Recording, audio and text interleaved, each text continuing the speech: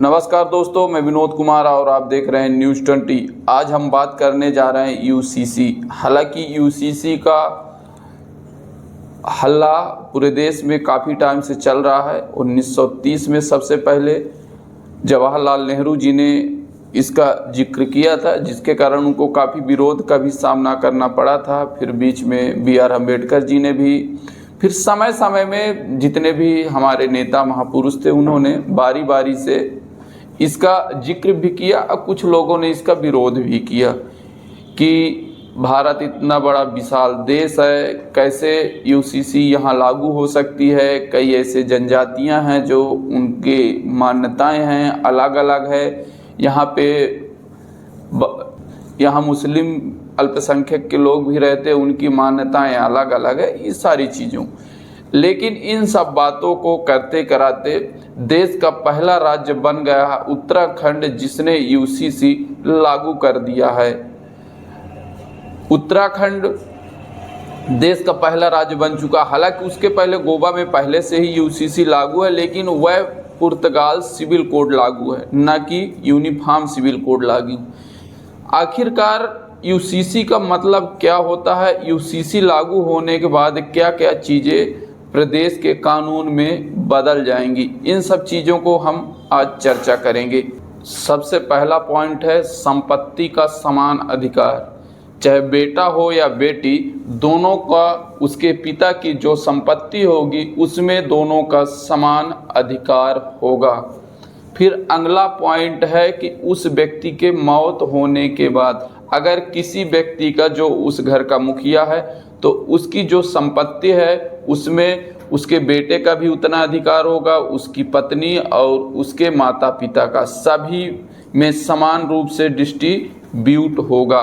अब फिर तीसरा पॉइंट है तलाक। अगर यूसीसी लागू होने के बाद अगर आप तलाक लेना चाहते हैं तो ऐसी परिस्थिति में तलाक के लिए दोनों व्यक्ति हैं, जो महिला और पुरुष, दोनों में समान नियम लागू होंगे।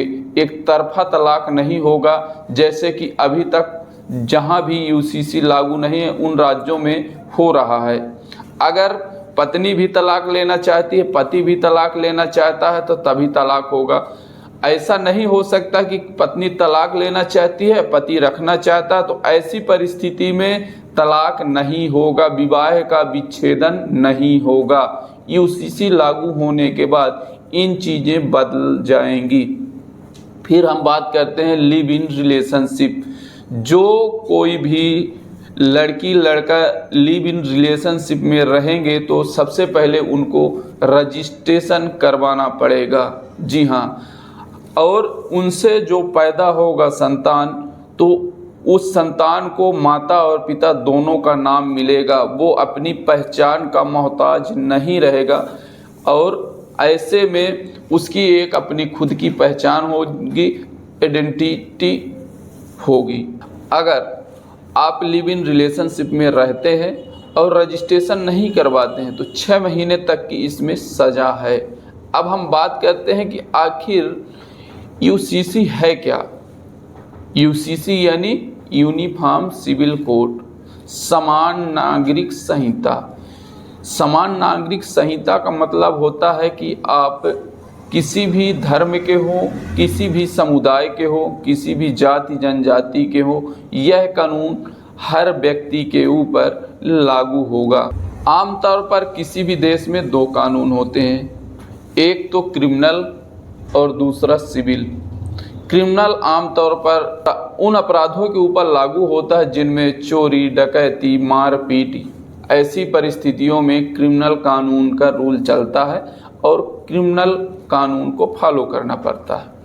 लेकिन जब बात होती है अधिकार की, जब बात होती है समान संपत्ति बंटवारे की, तो वहाँ पे यूसीसी यानी समान नागरिक संहिता का रूल लागू होता है। चाहे शादी हो, चाहे ब्याह हो, चाहे संपत्ति हो, या संपत्ति का बंटवारा हो, या किसी का गोद लेना हो, गोद लेने के बाद उसके क्या अधिकार होंगे, ये सारी चीज़ें यूसीसी के अंदर आ जाती हैं। अब हम बात कर लेते हैं उत्तराखंड में इसकी शुरुआत कब और कैसे हुई। हम आपको बता दें, फरवरी 2022 में उत्तराखंड में चुनाव से ठीक एक दिन पहले उत्तराखंड के मुख्यमंत्री पुष्कर सिंह धामी ने घोषणा की कि हम यूसीसी लाएंगे और पहले ही कैबिनेट की बैठक में उन्होंने इस बिल को मंजूरी दी और उन्होंने समिति में 2.5 लाख लोगों से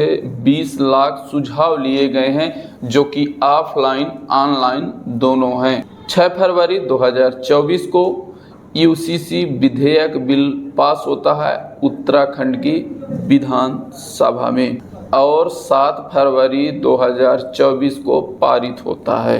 11 मार्च 2024 को राष्ट्रपति के द्वारा यूसीसी विधेयक बिल को मंजूरी दी जाती है। क्रियान्वयन समिति ने 18 अक्टूबर 2024 को नियमावली सरकार को सौंपी। 20 जनवरी 2025 को नियमावली को कैबिनेट ने मंजूरी दी। अब हम बात कर लेते हैं उत्तराखंड राज्य ने जिस समान नागरिक संहिता यूसीसी सिविल कोड बनाया है उसमें कितने खंड हैं, कितने पेज हैं, इन सारी बातों को लेकर ड्राफ्ट में 4 खंड हैं जिसमें 749 पेज हैं। 70 से अधिक पब्लिक मीटिंग हुई। 2,33,000 लिखित ऑनलाइन फीडबैक प्राप्त हुए। 6 लाख लोगों से बातचीत करने के बाद यह ड्राफ्ट तैयार हुआ। यूसीसी के बारे में आप क्या सोचते हैं? अपनी राय कमेंट बॉक्स में ज़रूर दें। धन्यवाद।